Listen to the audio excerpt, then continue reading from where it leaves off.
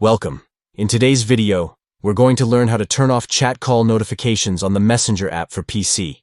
If you find those notifications distracting and want a little more peace while you're working or just hanging out, this guide is perfect for you.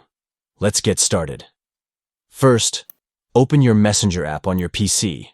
Make sure you're logged in so you can access all your chats and settings without any issues. Once the app is open, find the chat from which you want to turn off the call notifications. Click on that chat to open it up. This will take you to the conversation window, where you can manage your notification preferences. Now, look at the top of the conversation. You should see 3 dots arranged vertically. Click on those dots to open a drop-down menu. This menu contains various options that will help you customize your chat settings. In the menu, locate the option that says Unmute.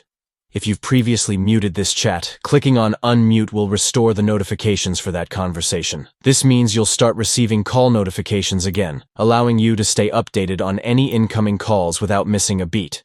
Once you click Unmute, you're all set. You've successfully turned off chat call notifications for that specific conversation.